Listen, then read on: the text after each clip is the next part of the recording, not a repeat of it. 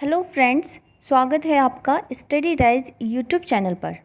तो हमारी junior high school प्रधानाध्यापक एवं सहायक अध्यापक भर्ती परीक्षा हेतु एमसीक्यू सीरीज़ चल रही थी, जिसमें ये एमसीक्यू नंबर है 4। ठीक है, तो इसमें हमने लिया है पहला पेपर, जो कंपलसरी पेपर है वह है सामान्य ज्ञान का। इसमें आपको 50 क्वेश्चन देखने को मिलेंगे। तो चलिए फिर स्टार्ट करते हैं आज का हमारा एमसीक्यू नंबर 4। तो पहला क्वेश्चन दिया है, महाभारत मूलतः किस रूप में जानी जाती थी? बृहद कथा, ब्राह्मण, बृहद संहिता या जय संहिता? तो महाभारत को मूलतः हम किस रूप में जानते थे पहले? तो हम इसको बोलते थे जय संहिता। ठीक है, जय संहिता बोलते थे किसको? महाभारत को। और इसमें देखा जाए तो वर्तमान में इसमें 1,00,000 श्लोक हैं। ठीक है, यानी प्रेजेंट टाइम में इसमें 1,00,000 श्लोक हैं। तो इसमें आंसर सही हो गया ऑप्शन डी। नेक्स्ट है, उत्तर प्रदेश में बौद्ध एवं जैनियों दोनों की प्रसिद्ध तीर्थ स्थली है। सारनाथ, कौशाम्बी, कुशीनगर या देवी पाटन? तो उत्तर प्रदेश में बौद्ध की और जैनियों की दोनों की प्रसिद्ध तीर्थ स्थली है, वह है कौशाम्बी में। कहाँ पर है? कौशाम्बी में। तो इसमें ऑप्शन बी सही हो जाएगा। अगला है, कृष्ण देव राय के दरबार में अष्टदिग्गज कौन थे? 8 मंत्री, 8 तेलुगु कवि, 8 महान सेनापति या 8 परामर्शदाता?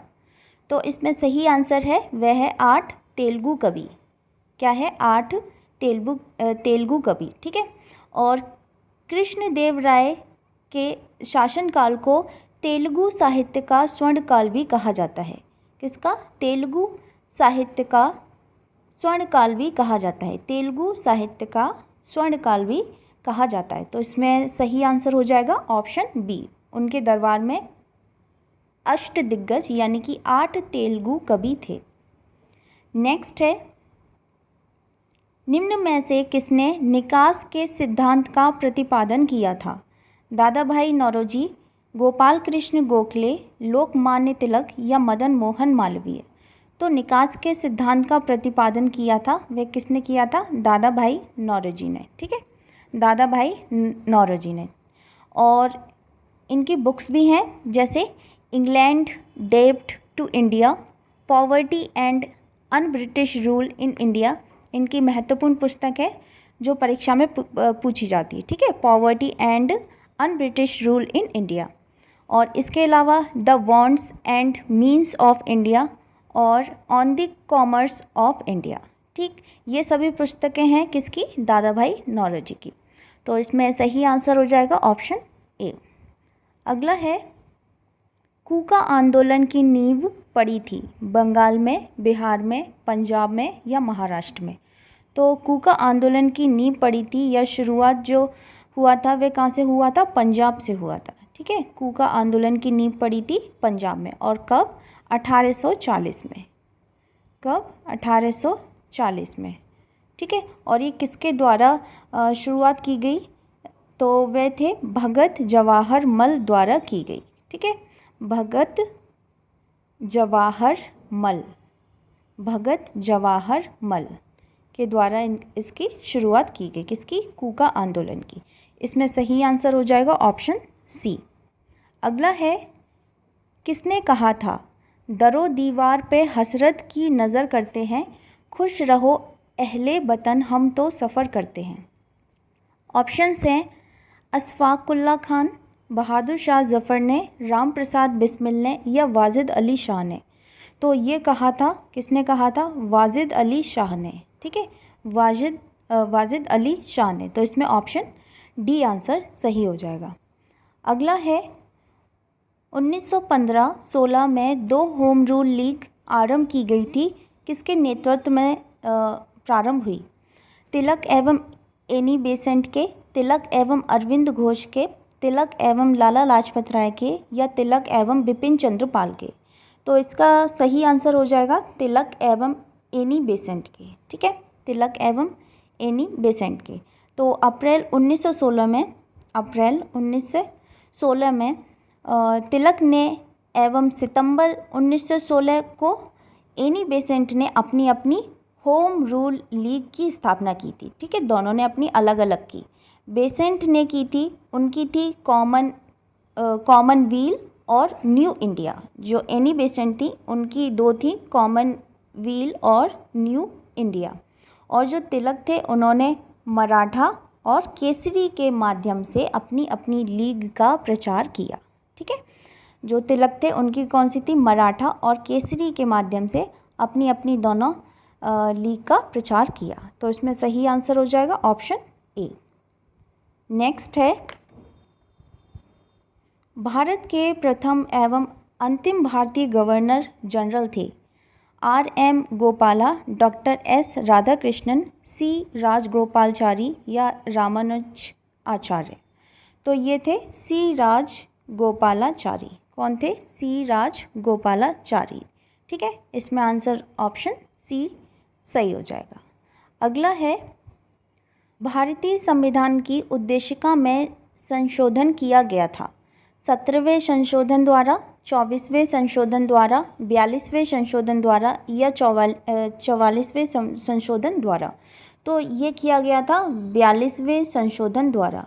42वें संशोधन द्वारा किया गया था। और कब किया गया था, 1976 में। ठीक है, 1976 में, जिसके अंतर्गत समाजवादी, पंथनिरपेक्ष और अखंडता शब्द जोड़े गए। समाजवादी, पंथनिरपेक्ष और अखंडता शब्द जोड़े गए 42वें संविधान संशोधन द्वारा। इसमें आंसर सही हो जाएगा ऑप्शन सी। अगला है, निम्नांकित में से कौन भारतीय गणतंत्र का प्रमुख है? भारत का राष्ट्रपति, भारत का प्रधानमंत्री, मंत्रिमंडल या राजनीतिक प्रमुख मंत्रिपरिषद सहित। तो ये हैं कौन, भारत का राष्ट्रपति। ठीक है, भारत का राष्ट्रपति। और इनका चुनाव कैसे होता है, तो वह होता है अप्रत्यक्ष निर्वाचन प्रणाली द्वारा। अप्रत्यक्ष निर्वाचन प्रणाली द्वारा भारत के राष्ट्रपति का चुनाव किया जाता है। इसमें आंसर सही हो जाएगा ऑप्शन ए। नेक्स्ट है, भारत में न्यायिक सक्रियता संबंधित है प्रतिबद्ध न्यायपालिका से, जनहित याचिका से, न्यायिक पुनर्विलोकन से या न्यायिक स्वतंत्रता से। तो इसमें जो सही आंसर है वह है ऑप्शन बी, जनहित याचिका से। ठीक है, जनहित याचिका से, यानी पिल, यानी कि पब्लिक इंटरेस्ट लिटिगेशन। ठीक है, पब्लिक इंटरेस्ट लिटिगेशन। इसमें आंसर क्या सही हो जाएगा, ऑप्शन बी आंसर इसमें करेक्ट आंसर हो जाएगा। अगला है, पंचायत चुनाव होते हैं प्रत्येक 4 वर्षों में, प्रत्येक 5 वर्षों में, प्रत्येक 6 वर्षों में या सरकार की इच्छा अनुसार। तो पंचायत चुनाव होते हैं, ये होते हैं प्रत्येक 5 वर्षों में। पंचायत चुनाव होते हैं प्रत्येक 5 वर्षों में। और इसका उल्लेख कहाँ किया गया है, कौन से अनुच्छेद में किया गया है, तो ये किया गया है 243 ड़ में। ठीक है, 243 ड़ के अनुसार प्रत्येक 5 वर्षों में पंचायत के चुनाव होते हैं। इसमें आंसर सही हो जाएगा ऑप्शन बी। नेक्स्ट है, 10 दिसंबर मनाया जाता है मानवाधिकार दिवस के रूप में, विश्व स्वास्थ्य दिवस के रूप में, UN दिवस के रूप में या मजदूरी दिवस के रूप में। तो 10 दिसंबर मनाया जाता है मानवाधिकार दिवस के रूप में। ठीक है, मानवाधिकार दिवस के रूप में। इसमें आंसर सही हो जाएगा ऑप्शन ए। अगला है, भारत में कितने राज्य तट रेखा से लगे हैं? 7, 8, 9 या 10।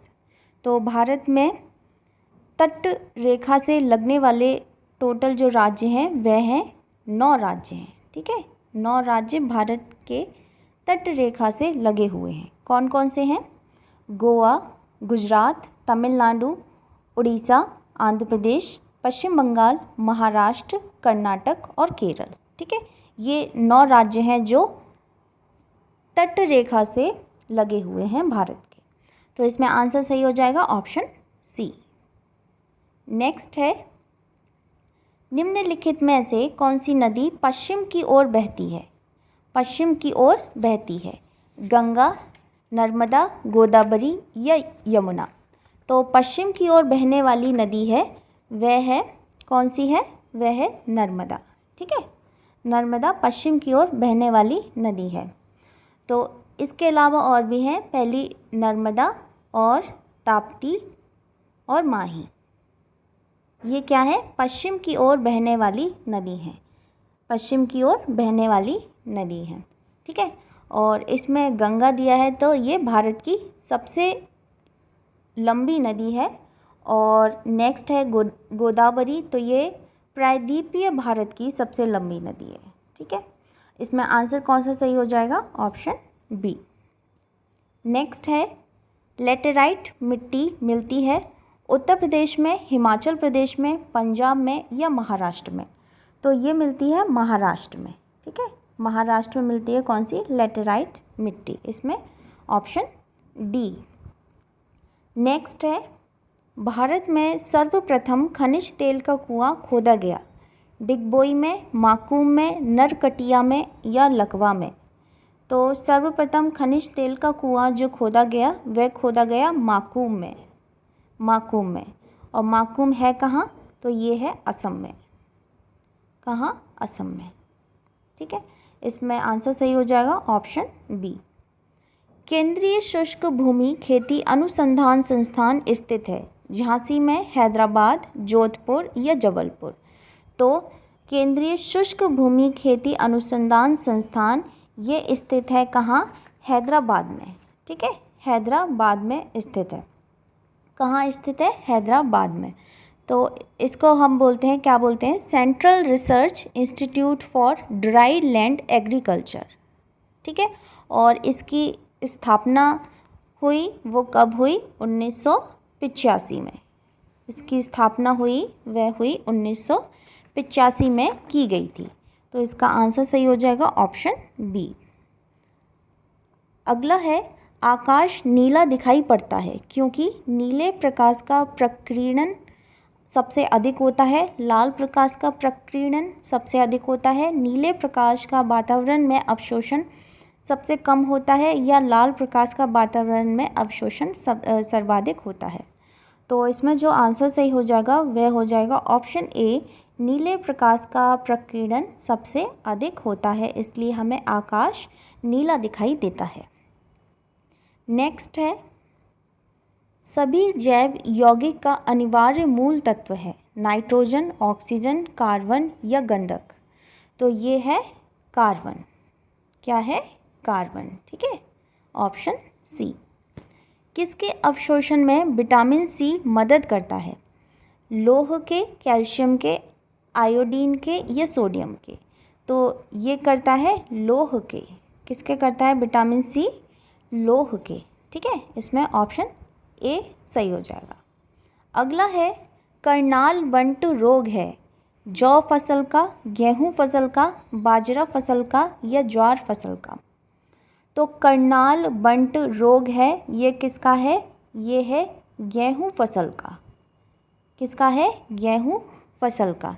ये करनाल बंट ये है फफूंद जनित रोग है। ठीक है, फफूंद जनित रोग है, जैसे फफूंदी पड़ जाती ना, वही है फफूंद जनित रोग है। इसको हम बोलते हैं टेलेशिया इंडिका।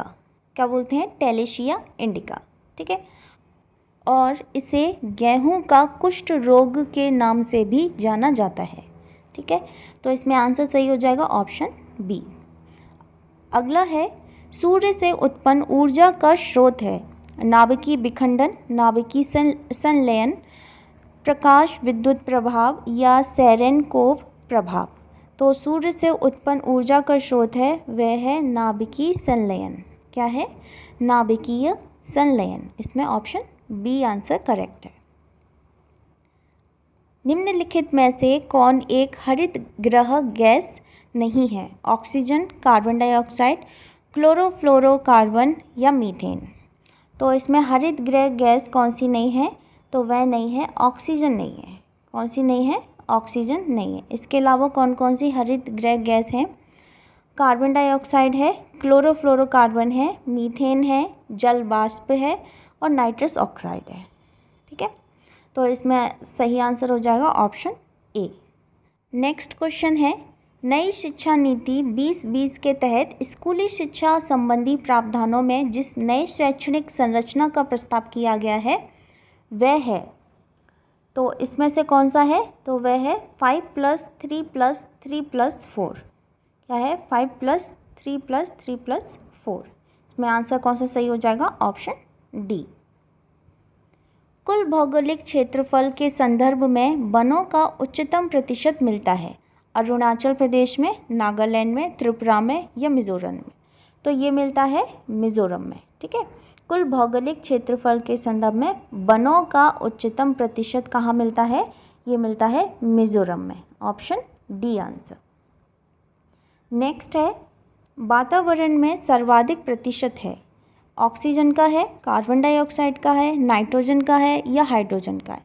तो वातावरण में सर्वाधिक प्रतिशत है वह कौन सी गैस का है, तो वह है नाइट्रोजन गैस का। कौन सी गैस का है, नाइट्रोजन गैस का, ऑप्शन सी। निम्न में से किस एक का संबंध पर्यावरणीय सुरक्षा से नहीं है, धारणीय विकास, गरीबी कम करना, वातानुकूलन, कागज़ के थैलों का प्रयोग। तो इसमें दिया है एक का संबंध पर्यावरणीय सुरक्षा से नहीं है, तो वह किससे नहीं है, वह है ऑप्शन बी, गरीबी कम करना। ठीक है, गरीबी कम करना इसमें पूछा है, नहीं है, तो इसका आंसर सही हो जाएगा ऑप्शन बी। नेक्स्ट है, विकास के मानवीय पक्ष पर निम्नलिखित में से किस एक ने सबसे पहले ध्यान केंद्रित किया, संयुक्त राष्ट्र विकास कार्यक्रम, समन्वित ग्रामीण विकास योजना, विश्व विकास प्रतिवेदन या सामुदायिक विकास योजना। तो ये किया किसने, ध्यान केंद्रित किसने किया, वह किया था संयुक्त राष्ट्र विकास कार्यक्रम योजना ने। ठीक है, तो इसमें आंसर है ऑप्शन ए। नेक्स्ट, 2011 की जनगणना के अनुसार निम्न में से किस राज्य में अनुसूचित जनजातियों की संख्या सर्वाधिक है, मध्य प्रदेश की, महाराष्ट्र की, उड़ीसा की या गुजरात की। तो ये है मध्य प्रदेश की सर्वाधिक है, अनुसूचित जनजातियों की संख्या सर्वाधिक है, वह किसकी है, मध्य प्रदेश की। पहले नंबर पे है मध्य प्रदेश, दूसरे नंबर पे है उड़ीसा, तीसरे नंबर पे है गुजरात और चौथे नंबर पे है महाराष्ट्र। ठीक है, चौथे नंबर पे कौन सा है, महाराष्ट्र, पहले पे कौन सा है, मध्य प्रदेश। आंसर क्या सही हो जाएगा, ऑप्शन ए। नेक्स्ट, 2011 की जनगणना के अनुसार भारत में जनगणना नगरों की कुल संख्या कितनी है, 38, 92, 40, 41, 51, 61 या 79, 35। तो 2011 की जनगणना के अनुसार भारत में जनगणना नगरों की कुल संख्या थी, वह कितनी थी, 38, 92 यानी 3892। ठीक है, ऑप्शन ए इसमें करेक्ट आंसर हो जाएगा। अगला है, उत्तर प्रदेश में चमड़ा उद्योग के प्रमुख केंद्र हैं, आगरा कानपुर, आगरा इलाहाबाद, कानपुर इलाहाबाद या कानपुर मेरठ। तो उत्तर प्रदेश में चमड़ा उद्योग कहाँ है, तो वे हैं आगरा और कानपुर में। कहाँ है, आगरा और कानपुर में। नेक्स्ट है, उत्तर प्रदेश में निर्यातोन्मुख सॉफ्टवेयर पार्क कहाँ स्थापित किए गए हैं, नोएडा और कानपुर, कानपुर और सुल्तानपुर, नोएडा और मिर्ज़ापुर या मेरठ और गाज़ियाबाद। तो ये किए गए हैं नोएडा और कानपुर में। कहाँ, नोएडा और कानपुर में। इसमें आंसर ए। वार्षिक आर्थिक समीक्षा को तैयार करने के लिए निम्नलिखित में से कौन उत्तरदायी है, योजना मंत्रालय, वित्त मंत्रालय, भारतीय रिजर्व बैंक या केंद्रीय सांख्यिकी संगठन। तो वार्षिक आर्थिक समीक्षा को तैयार करने के लिए यानी कि बजट तैयार करने के लिए कौन उत्तरदायी होता है, तो वह होते हैं वित्त मंत्रालय। ठीक है, वित्त मंत्रालय। तो इसमें आंसर सही हो जाएगा ऑप्शन बी। कुनैन जो मलेरिया के इलाज में प्रयोग की जाती है, सिनकोना पादप के किस भाग से आती है, पत्ती से, जड़ से, छाल से या पुष्प से। तो ये आती है किससे, छाल से। ठीक है, छाल से आती है। इसमें आंसर सही हो जाएगा ऑप्शन सी। अगला है, संविधान में संशोधन की पहल की जा सकती है, केवल लोकसभा में, केवल राज्यसभा में, केवल राज्य विधानसभाओं में या संसद के किसी एक सदन से। तो ये की जा सकती है संसद के किसी एक सदन से। ठीक है, आंसर क्या सही हो जाएगा? ऑप्शन डी, संसद के किसी एक सदन से संविधान में संशोधन की पहल की जा सकती है। नेक्स्ट है, निम्नलिखित में सबसे प्राचीन वाद्य यंत्र कौन सा है? सितार, वीणा, सरोद या तबला। तो ये है सबसे प्राचीन वाद्य यंत्र कौन सा है? वह है वीणा। ठीक है, कौन सा है? वीणा। आपने देखा होगा सरस्वती जी वीणा बजाती हैं, तो सबसे जो पुराना, जो सबसे प्राचीन वाद्य यंत्र हो गया वह कौन सा हो गया? वीणा। आंसर बी ऑप्शन सही हो जाएगा। अगला है, 21 दिसंबर 2020 को कांग्रेस के वरिष्ठ नेता मोतीलाल वोरा का निधन हो गया। उनसे संबंधित निम्न कथनों पर विचार कीजिए। वह 2 बार मध्य प्रदेश के मुख्यमंत्री रहे। वह वर्ष 1993 से 1996 तक बिहार के राज्यपाल रहे। वह वर्ष 2000-2018 तक अखिल भारतीय कांग्रेस कमेटी के कोषाध्यक्ष रहे। तो उपयुक्त कथनों में से कौन सा कथन सही होगा? कौन सा कथन सही होगा? ठीक है, तो इसमें जो सही कथन है वह है फर्स्ट वाला और थर्ड वाला। ठीक है, फर्स्ट वाला और थर्ड वाला, इसमें कौन सा सही है? फर्स्ट और थर्ड। वह 2 बार मध्य प्रदेश के मुख्यमंत्री रहे और वह वर्ष 2018 तक अखिल भारतीय कांग्रेस कमेटी के कोषाध्यक्ष भी रहे। आंसर क्या सही हो जाएगा? ऑप्शन ए, केवल फर्स्ट और थर्ड। नेक्स्ट है, 8 जनवरी 2021 को केंद्र सरकार ने नेताजी सुभाष चंद्र बोस की 125वीं जयंती को मनाने हेतु किसकी अध्यक्षता में एक उच्च स्तरीय समिति का गठन किया? संस्कृति एवं पर्यटन मंत्री, रक्षा मंत्री, वित्त मंत्री या प्रधानमंत्री? तो ये किया प्रधानमंत्री ने। किसने किया? प्रधानमंत्री जी ने किया। इसमें आंसर सही हो जाएगा ऑप्शन डी। नेक्स्ट है, 21 दिसंबर 2020 को अमेरिकी राष्ट्रपति डोनाल्ड ट्रंप ने किस भारतीय नेता को सर्वोच्च सैन्य पदक द लीजन ऑफ मेरिट 2020 से सम्मानित किया? रामनाथ कोविंद, अरविंद केजरीवाल, नरेंद्र मोदी या योगी आदित्यनाथ? तो किसने सम्मानित किया? तो ये किया नरेंद्र मोदी।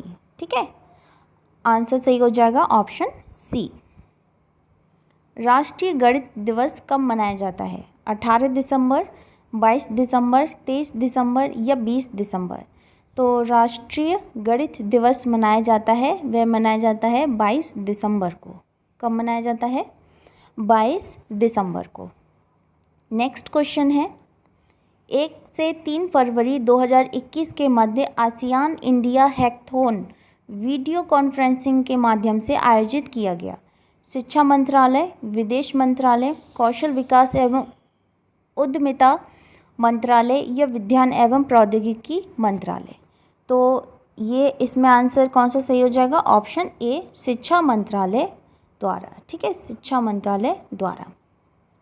अगला है, 17 जनवरी 2021 को संपन्न बैडमिंटन प्रतियोगिता योनेक्स थाईलैंड ओपन 2021 के महिला एकल वर्ग का खिताब किसने जीता?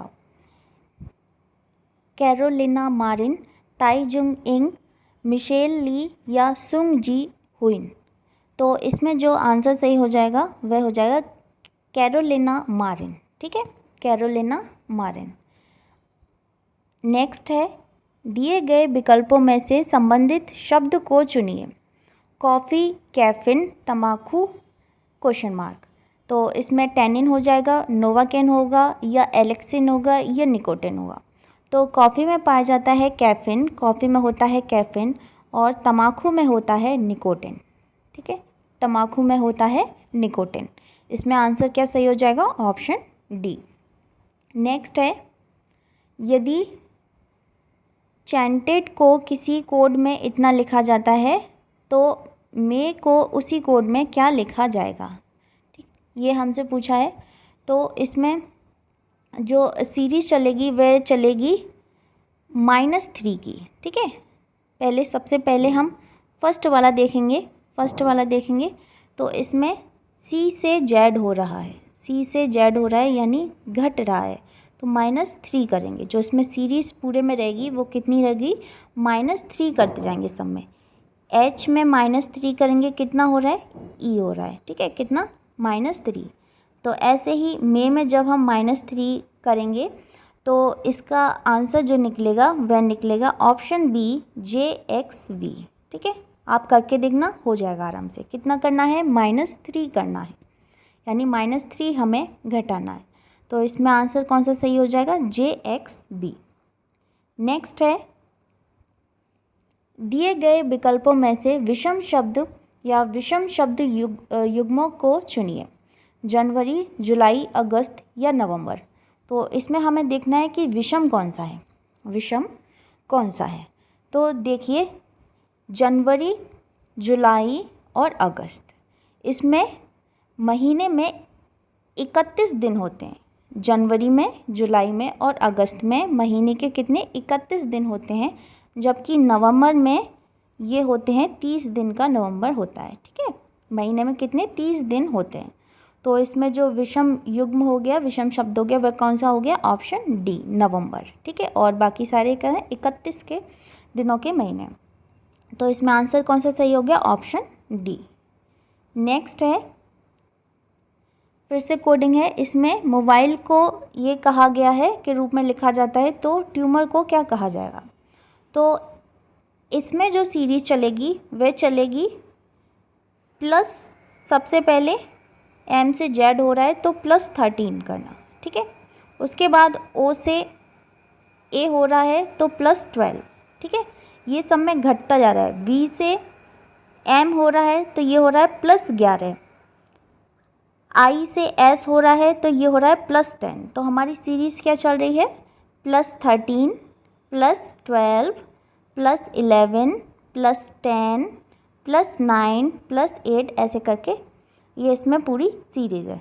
तो ये करके देखना, हो जाएगा, आराम से हो जाएगा। सबसे पहले क्या करना है, हमें T में +13 करना है, फिर U में +12 करना है, M में +11 करना है, O में +10 करना है और R में +9 करना है। तो इसका जो आंसर निकलेगा वह निकलेगा ऑप्शन बी, GGXYA, ठीक है, GGXYA। इस पे आंसर कौन सा सही हो जाएगा, ऑप्शन बी आंसर सही हो जाएगा। नेक्स्ट है, यदि परसों मंगलवार था तो अगले कल के बाद का दिन होगा, सोमवार, बुधवार, शुक्रवार या शनिवार।